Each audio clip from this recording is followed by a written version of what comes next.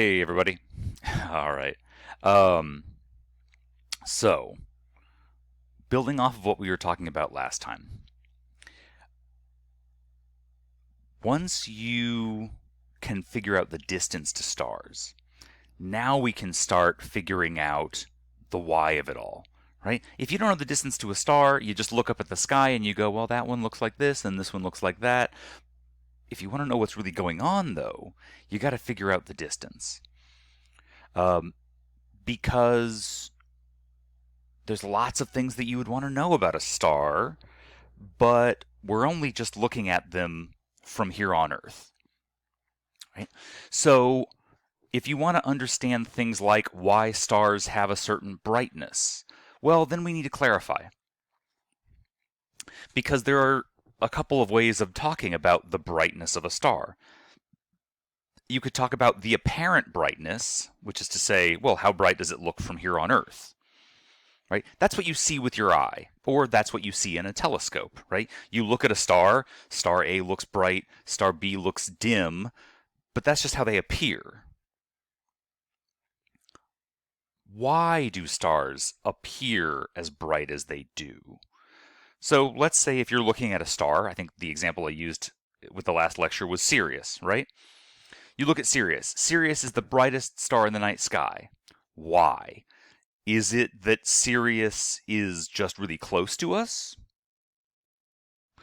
Or is it that Sirius is truly luminous, right? Is Sirius the brightest star in the night sky because, maybe Sirius is not terribly bright, it just happens to be close to us? Or is it that Sirius is giving off a lot more light? Maybe Sirius is just truly emitting lots and lots of light and that's why it looks bright to us. Or is it both? Right? If you don't know the distance, you can't answer that question. If you don't know the distance to stars, all you're doing is seeing how bright they appear, but not how bright they truly are. Right? Good example, right? Castor and Pollux, the two twin stars in the constellation Gemini, they have about the same apparent brightness. But which one is actually brighter? Which one is actually emitting more light? If you don't know the distance, you can't figure that out. So if you want to figure out what's really going on, if you want to figure out how the universe really works, measuring distance, calculating the distance by measuring something like parallax is your first step to making the big discovery. Right? The fundamental relationship should hopefully be pretty intuitive, right? If a star is farther away, it's going to look fainter. So if you want to figure out the intrinsic brightness, if you want to figure out how bright a star really is, the distance, having the distance, gets you a big step toward answering that question. All right? So that's the other way of talking about brightness. There's the apparent brightness, how bright it looks from Earth, and there's the intrinsic brightness, or the absolute brightness, which is to say, how bright is it really? How much light is that star actually emitting? Not how much we're seeing from here on Earth, that's the apparent brightness, but what is the true luminosity? Right? And once you've got the distance, then you can start making the big discoveries to figure that out. So how do we talk about brightness? How do we measure and describe the brightness of a star? There's a couple of ways of doing it.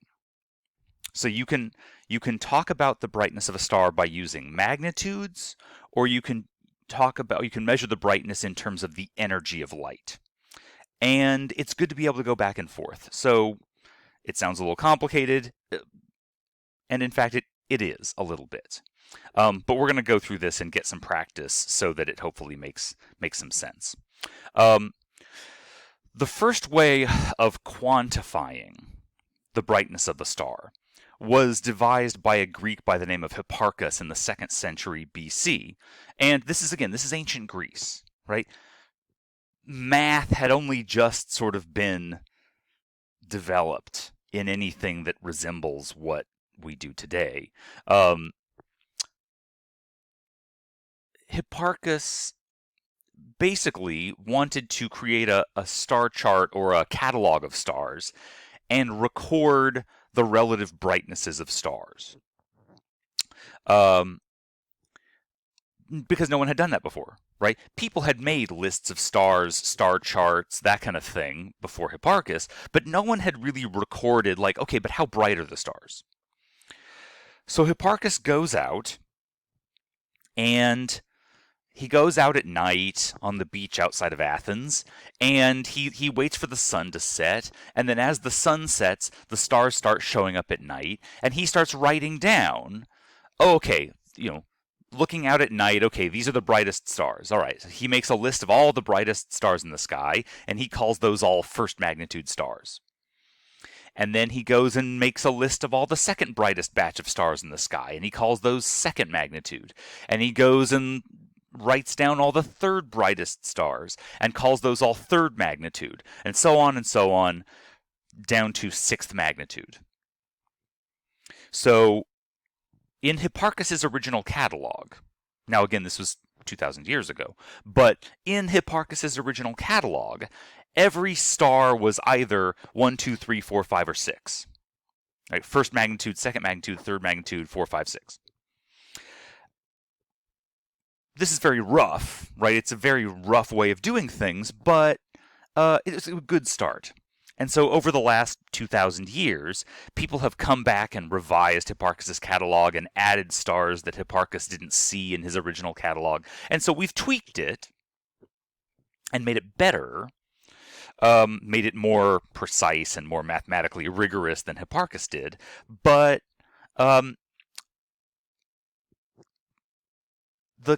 the conceit has stayed pretty much the same. So here are some examples. You don't need to remember these numbers, right? I'm just giving you these for example, right? Remember what Hipparchus did, right? You don't need to remember these numbers, but remember the basic idea of how the magnitude system works. In Hipparchus's original catalog, first magnitude were the brightest, and sixth magnitude were the faintest. So over the last 2,000 years, as we've tweaked and improved the magnitude system, the basic way that we do it has stayed the same, which is to say, the smaller the number, the brighter the star. Right? It's a little backwards. This is why I said a minute ago, like, this system is a little backwards. This system is, well, it's kind of a lot backwards, right? This system is counterintuitive. Why? Because when it was originally invented, the lower the number, the brighter the star, which really is kind of the opposite of what we would do today. It's sort of the opposite of what our mathematical intuition would be, right? If we were doing this, if we were making this up from scratch today, we would probably do it so that the bigger the number, the brighter the star, right? Wouldn't that make sense? Wouldn't that be more intuitive? Yeah, probably.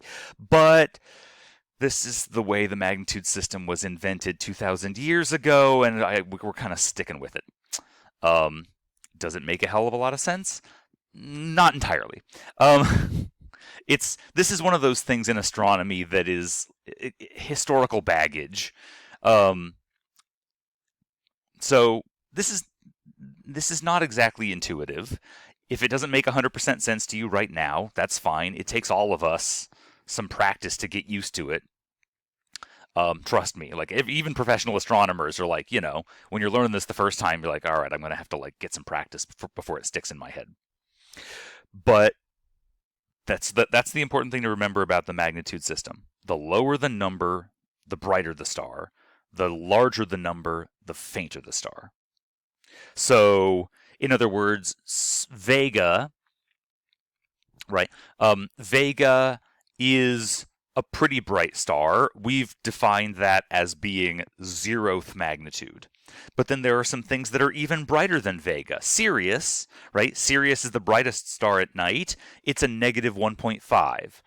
A full moon is even brighter than that. A full moon is like negative 12th magnitude. The sun is obviously the brightest thing in the sky. It's a negative 26th magnitude. Right? Polaris, the North Star, is, not terribly bright, right? And so it's a 2.5 magnitude. The cutoff for the human eye, right, the faintest star that the human eye can see is still about 6th magnitude.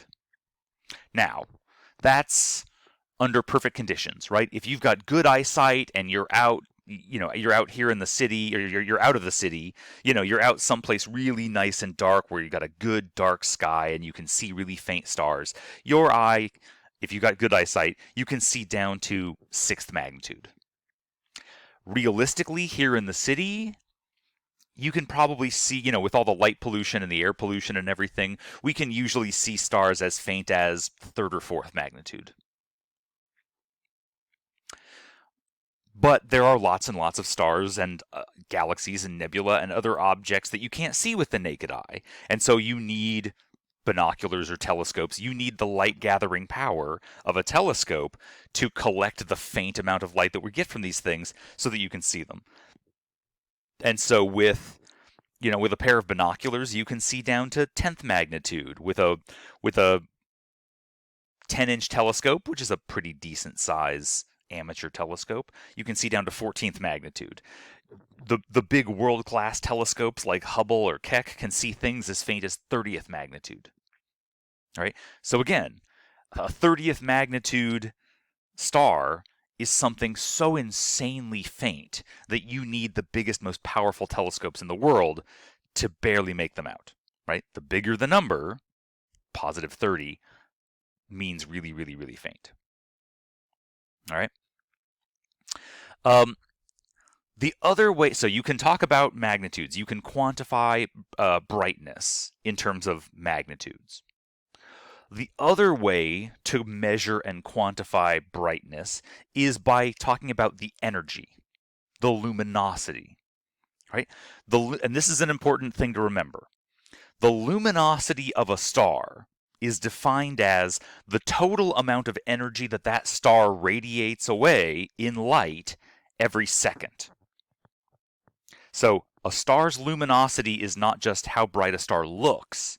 The luminosity of a star is a measure of its absolute brightness, its intrinsic brightness. The luminosity of a star is how much energy that star gives off per second in light. All right? But that's not what we see, right? So let's say, okay, we got a star here. Let's see if there's a star here. That star is giving off light in all directions every second, right? We don't see that though. Let's say that our eye or our telescope is this white box right here, right? You can't see all the light shooting off in other directions. The only light you're seeing is the light that hits your eye, which is this box. Right? So what you observe is not the luminosity. You can't just look at a star and measure its luminosity because you can't see the light that doesn't hit your eye. What you're measuring is the flux. So the flux is the amount of energy that hits 1 square meter of area. So instead of saying that white box is your eye, let's say that white box is a 1 meter telescope, or just a 1 meter by 1 meter square of surface area. Right? The flux is how much energy in light hits a 1 square meter area per second. Right? The more light hits your area per second, the brighter it's going to appear. And I say appear because the flux of light depends on the distance, right? As that light is radiating outward into space, the light is getting more spread out. All right? So if we were to jump from 1 AU away from this star to 2 AU, right? Our eye is still one white box. Our eye is still a 1 square meter area. Right? Your area hasn't changed. The size of your telescope, the size of your eye, whatever this is in this context, hasn't changed size. But as you get further and further away from a star, the light is being spread out over a larger and larger bubble, over a larger and larger sphere, and therefore the flux is decreasing. right? The amount of light that's going to hit a square meter of area per second decreases. And if there's less light hitting your eye, or if there's less light hitting your telescope in a second, the star's going to look fainter. The luminosity hasn't changed, right? That star is still giving off the same amount of energy per second, but the flux decreases, right? So that's what we see when we see the apparent magnitude, right? The apparent magnitude is the apparent magnitude is what we were just talking about a minute ago with what Hipparchus created, right? The apparent magnitude is how bright a star appears from here on Earth at whatever distance that star is at, right? And so what you see as when you look at a star, and if you look at a star and say, that's a first magnitude star, what your eye is doing is your eye is taking in a certain flux of light, a certain intensity of light, and then your eye tells your brain, this is how much light I'm seeing, and your brain goes, yeah, that looks like a first magnitude star. Right? So flux and luminosity are two ways of quantifying brightness. The luminosity is how much energy the star is giving off in total per second. The flux is just how much of that light is hitting a square meter. They're both measurements of energy, but the flux is the apparent brightness. The luminosity is the absolute brightness, the intrinsic brightness of that star. All right? And as it goes over in the homework, we measure these things. We measure these quantities, luminosity and flux. We measure them in units of energy. We measure them in physics units, where the SI unit for luminosity, the physics unit for luminosity is the watt. The same as a 60-watt light bulb, a 100-watt light bulb. Well, here we're talking about the luminosity of a star is the wattage of the star. It's how much energy it gives off per second.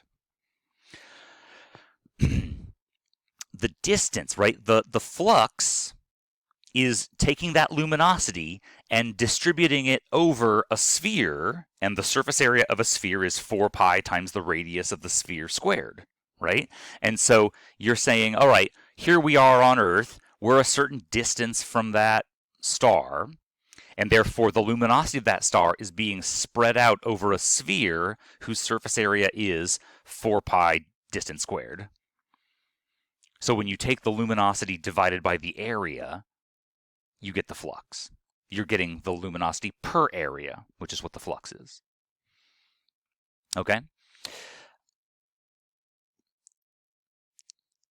I feel like we're getting in the weeds a second. Let's take a deep breath.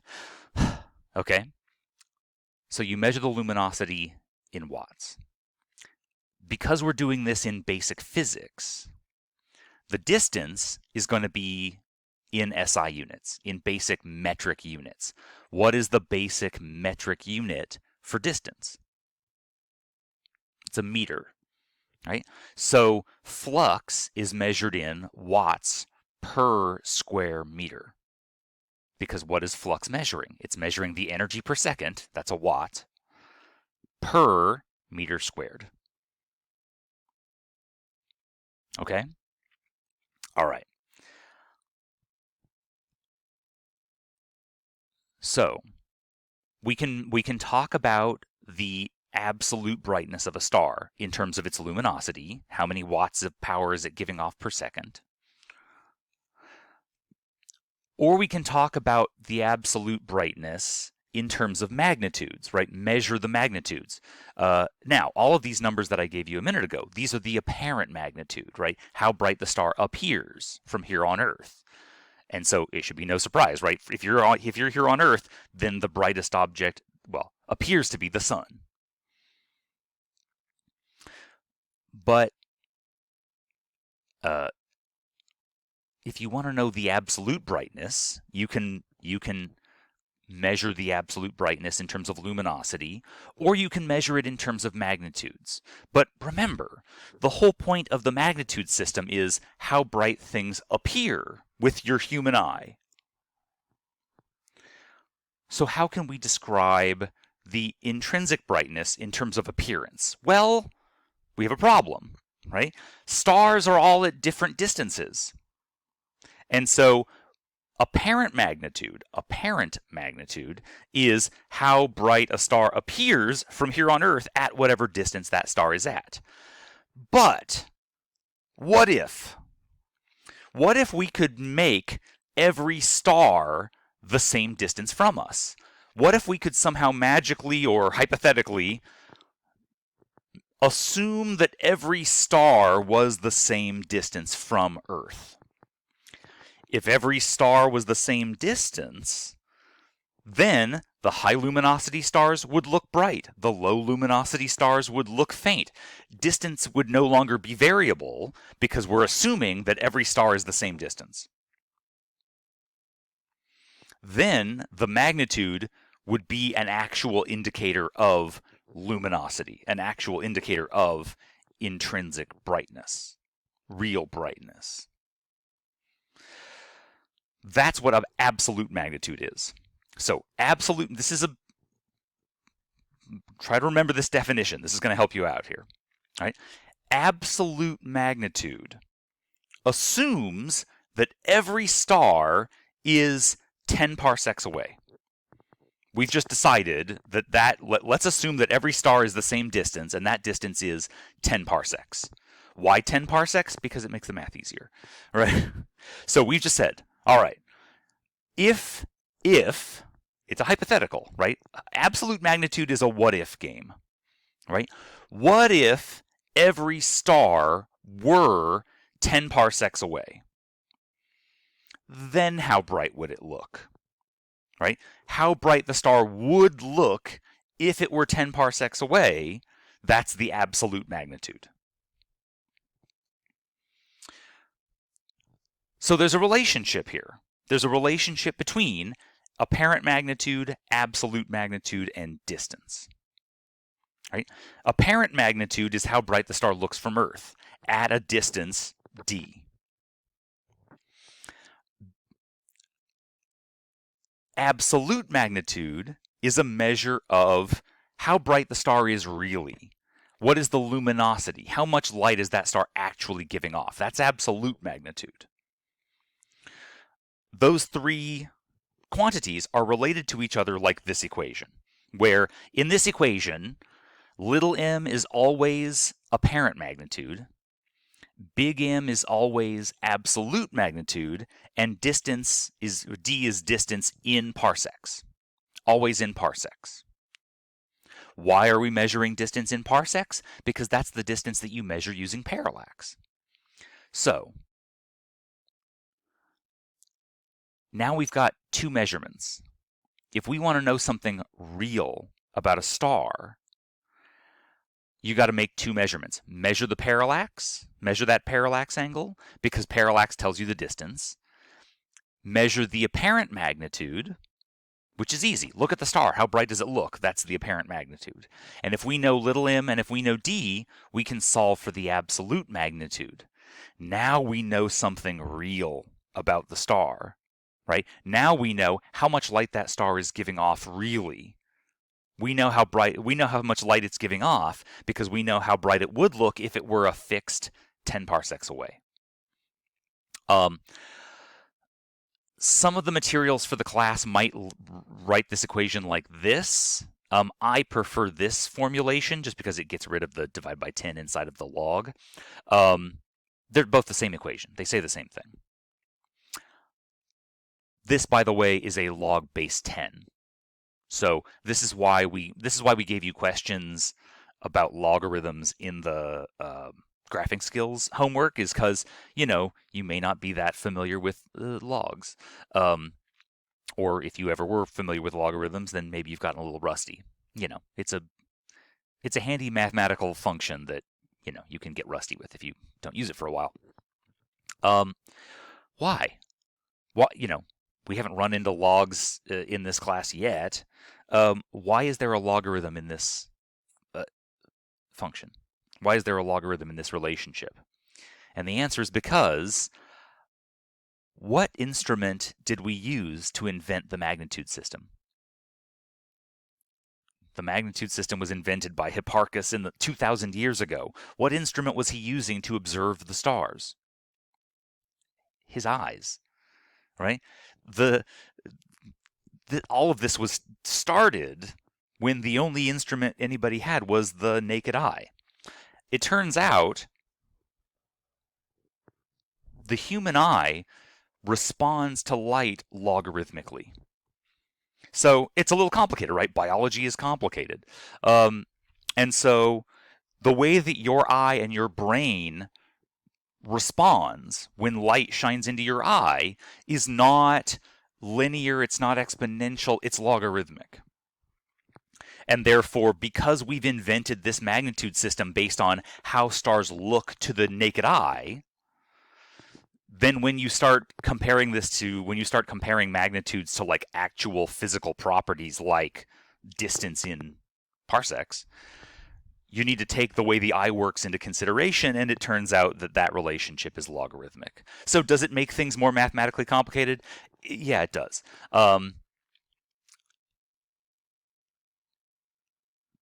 But at least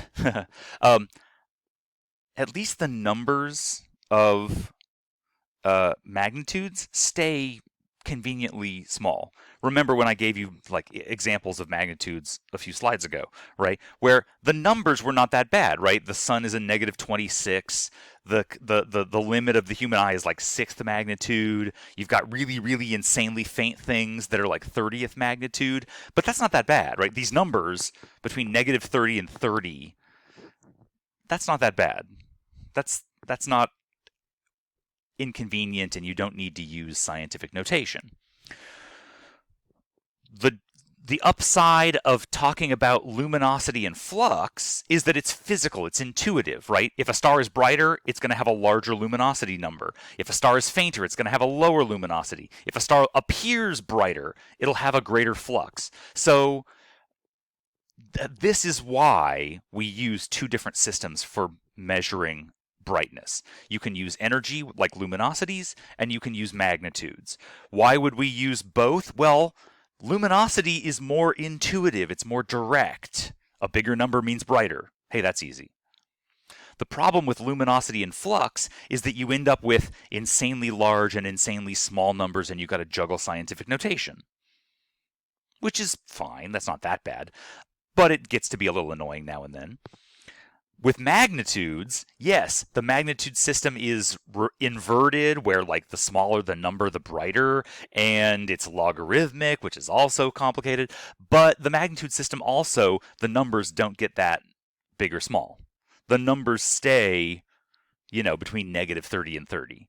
So, again, this is another example of pick the right tool for the right job. Do you want to just talk about how bright stars look from the naked eye? Sure, use magnitudes. But if you want to get into the physics of like how bright are stars really, how much energy are they radiating every second, then you got to switch into the physics units, talk about luminosity. So we're going to do both in this class.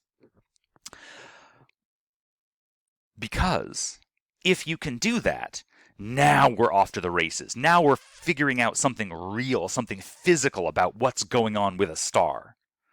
That's the goal, is to get luminosity. Right? So, now we know two things, right? If you measure the parallax of a star, you got the distance. All right? This equation is just that equation rearranged. I've just rearranged the algebra so that you measure the apparent magnitude. Look at the star. How bright does it look? That's the apparent magnitude. You've got the distance. You know the distance because you measured the parallax. And if you know apparent magnitude and distance, you can solve for the absolute magnitude. Now, again, what is absolute magnitude? It's how bright the star would look from 10 parsecs away. The absolute magnitude of a star only depends on luminosity. And so if you know the absolute magnitude, you can figure out luminosity. The luminosity of a star is 10 to the power of 4.8 minus absolute magnitude divided by 2.5. Again, complicated, a little complicated, right? Because we're taking a human unit like magnitudes and turning it into a physics unit like luminosities. This equation is not actually in watts of luminosity. We have taken luminosity, in order to make the math easier, we're going to invent a new unit. We're going to invent a unit of luminosity that I call a solar luminosity, right? What is a solar luminosity? It's the luminosity of the sun. So instead of measuring the luminosity in watts, which is going to be a very large number in scientific notation, again, these numbers get so huge that you're like, you lose all sense of perspective. You lose your scale.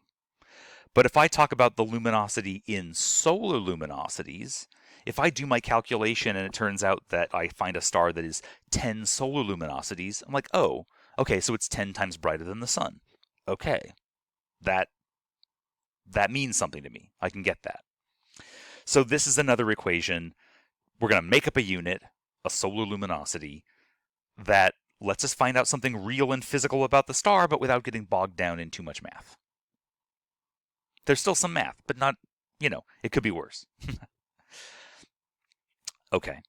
I mentioned either in lecture or maybe it was in one of the class time videos or class time chat sessions, that I want to help you guys automate this math. I want to help you guys get some practice on how to do these calculations without doing it repetitively over and over and over again in your calculator.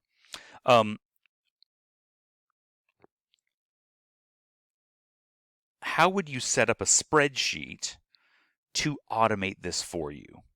All right. I highly recommend you do this.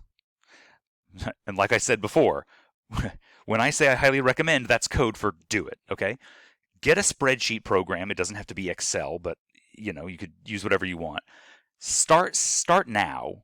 Set up a spreadsheet because we're going to be doing these calculations. Measure the parallax, get the distance, use the distance and the magnitude to get the luminosity, because this is one of the big goals, right? If you know the luminosity of a star, you know how much energy it's giving off per second, every second for its entire lifetime.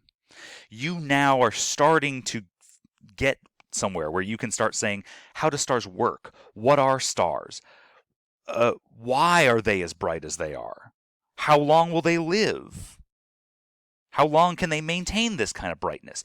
The real mysteries of like what's going on in the universe and how does everything work.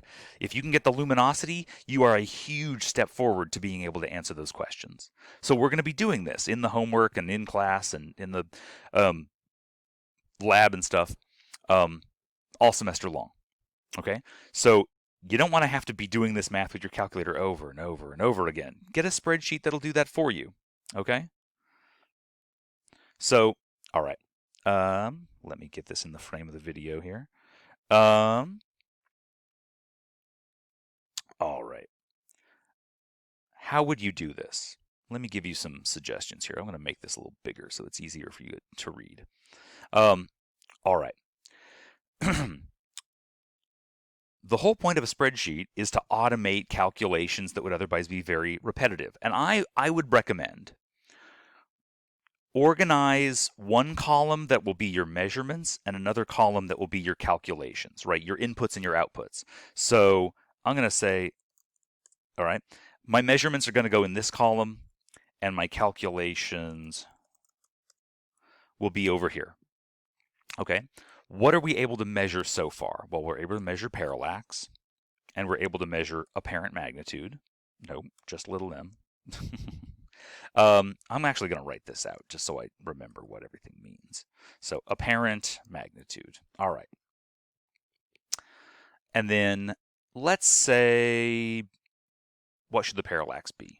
Let's say half of an arc second. Now, in order to keep your notes and keep everything organized, I would really suggest record what your units are, right? And remember the units for parallax are arc seconds. Arc seconds is 2 apostrophes, right?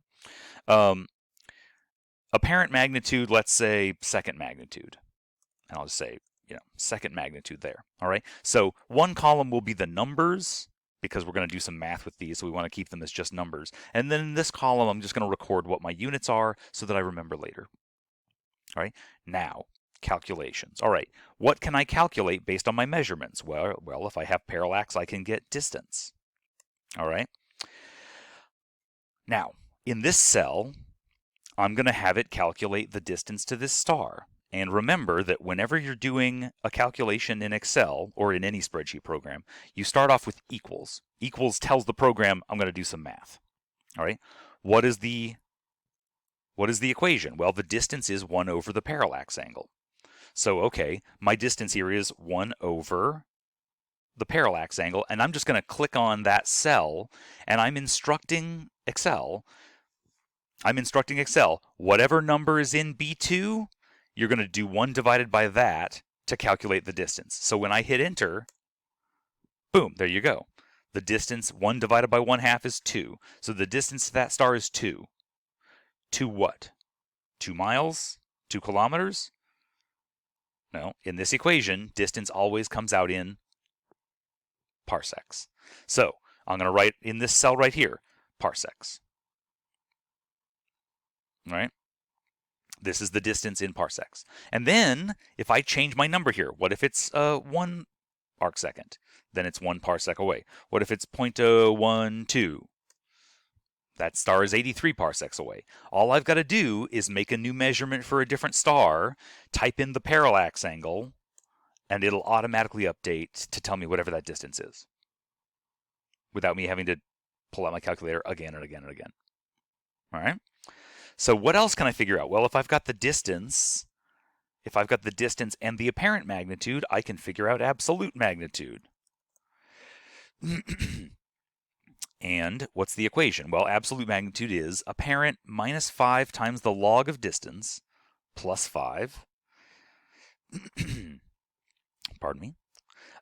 So I'm going to in this cell, I'm going to have it calculate the absolute magnitude. So I say, all right, equals, grab whatever number is in the apparent magnitude, minus 5 times the log of, now see, here in Excel and probably in whatever, there are different kinds of logs, right? There are, I think in the homework it gave you log base 10 or natural log, but I think if I remember my Excel correctly, like log 10 is the log base 10, which is what we want. So the easy way to do it is this, right? Log 10 means log base 10, which is what we use in the magnitude equation. The log of the distance, right? It's 5 times the log of the distance in parsecs, always parsecs. So grab whatever number's in there, take the log of that, and then plus 5. So it's apparent magnitude minus 5 times the log of distance plus 5. It is plus 5, right? Yes, okay, good. All right, and so now if I hit enter, all right, that star with this parallax and this apparent magnitude, that star has an absolute magnitude of half a magnitude. So I'll write in my my unit here. I'm going to shrink that column so that it stops scrolling like that. All right. Now I know if that star were 10 parsecs away, it would be half a magnitude. All right, and if I know the absolute magnitude, what else can I figure out? If I have the absolute magnitude, I can figure out luminosity. 10 to the power of 4.8 minus absolute divided by 2.5. All of this, it's maybe a little hard to see from my font size here. All of this business here is the power of 10. All right, so I can calculate luminosity. Luminosity. All right, the luminosity equals 10 to the power of 4.8 minus the absolute magnitude, which is whatever number is in this cell. All right, I'm going to do 4.8 minus m, minus big M, divided by 2.5. And then I'm going to wrap all of that in parentheses and take all of that as the power on 10 And then if I hit enter, all right, that star has a luminosity of 52.7. What are the units in this equation? This equation gives us the luminosity in solar luminosities. So I'm going to call this L sun. I think the homework just calls it L, like big L, little s, but I want to remind myself what the S stands for. So I'm going to just write L sun, solar luminosities. So if I measure this, if I look at a star and I measure this parallax and this apparent magnitude, Excel will now, because I've got these equations based on whatever number is in these cells, it'll do all the math for me to say, all right, what if this star were a 5th magnitude star? All right, now that star would have 3 solar luminosities. What if that star were 0.01? What if that star had a parallax of 0.01 arc seconds? Well, that star would be 83 solar luminosities. This is what spreadsheets are for. It's to automate calculations. So now, because I've got it laid out like this, all I've got to do is plug in new measurements and it'll do all the calculations for me.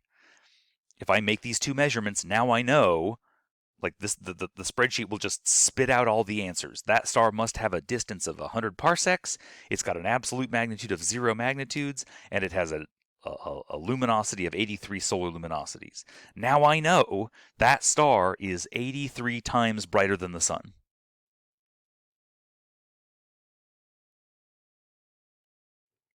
That's pretty darn impressive, right? So start your spreadsheet now, because we're not done here. As we go through the semester, we're going to add more and more and more lines of formula. We're going to add more formulas to our arsenal. We're going to add more tools to our tool belt. And whenever we do that, you can just pull up your spreadsheet, add a new line, and have it do one more calculation for you.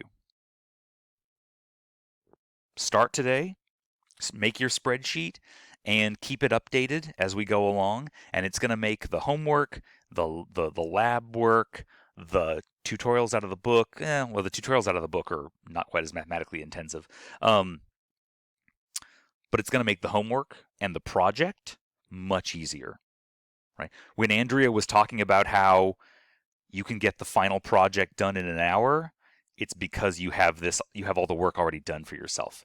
If you already have all the calculations programmed into your spreadsheet, then you just pull up the project, type in your measurements, have your spreadsheet spit out the answers, and you're done in an hour.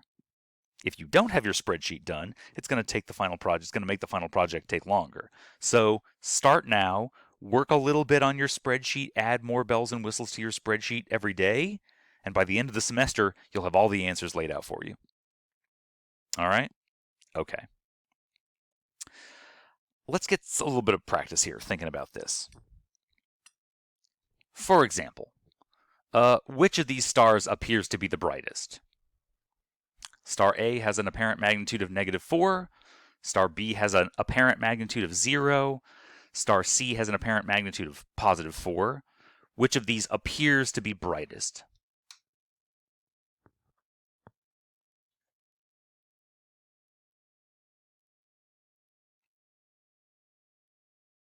Does a brighter star have a larger apparent magnitude number or a smaller apparent magnitude number? Smaller. It's A, right? Remember, the lower the number, the brighter the star. So -4 is brightest, +4 is the faintest. Which of these stars is the most luminous? Which of them has the highest luminosity?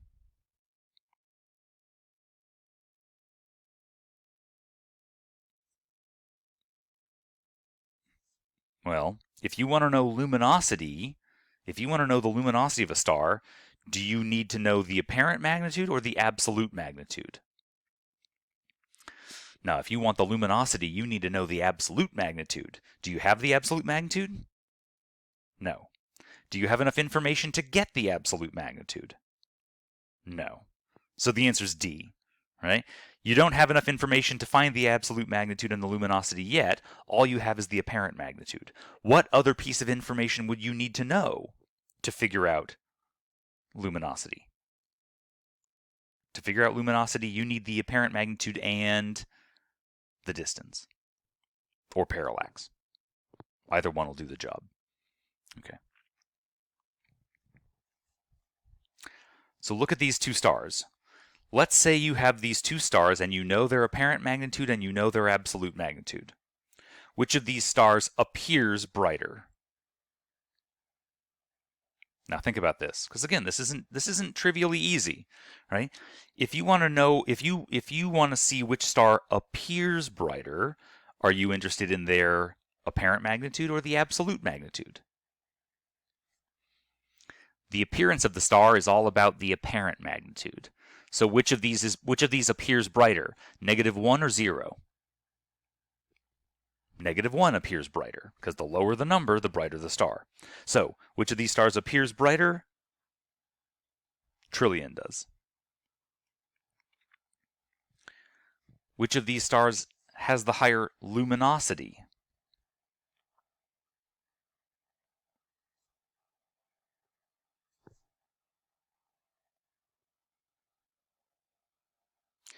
If you want to know the luminosity, do you need apparent magnitude or absolute magnitude?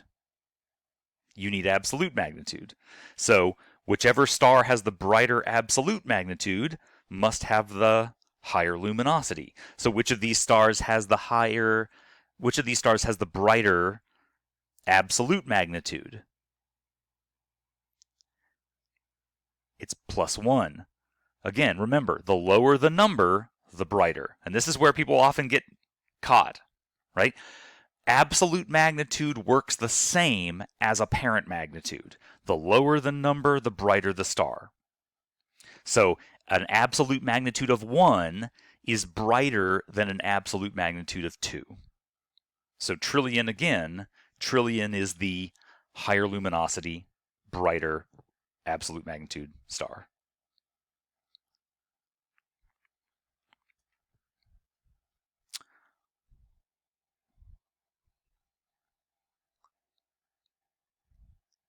What can we say about the distance to these stars? Well, we know that there's a relationship, there's an equation, there's a formula that relates apparent magnitude, absolute magnitude, and distance. So if you know the apparent magnitude and if you know the absolute magnitude, we can figure out the distance. Now, you could do the math, you could solve the equation if you really wanted to, and we'll do that in the homework a little later, but let's just eyeball this, right? This is the great thing about magnitudes, is because the numbers are manageable, right? -1, +1, 0, +2. Because these numbers are manageable, we can just eyeball these numbers and get a sense of what's going on. Let's see. Both of these stars, if they were, well, let's take trillion here for a sec, just to keep it simple. Trillion appears to be a -1. If trillion were 10 parsecs away, it would be a magnitude +1. Right? Remember, that's the definition of absolute magnitude. Absolute magnitude is how bright the star would look if it were 10 parsecs away. So, which one is brighter? Oops, pardon me. Which one is brighter, -1 or +1? -1 is brighter. So if trillion were 10 parsecs away, it would look fainter. So what does that tell us about the distance to trillion? Trillion must be closer to us. Trillion must be closer than 10 parsecs, because if we moved it out, if we could somehow take the magical hand of God and move trillion out to 10 parsecs, it would get fainter. So it must be closer to us. What about Zaphod? What's brighter? It 0th magnitude or +2? 0 is brighter. So Zaphod looks brighter, Zaphod appears brighter than it would appear if it were 10 parsecs away. If it appears brighter than it would look from 10 parsecs, then it must also be closer to us. So the answer is A. They both must be closer than 10 parsecs.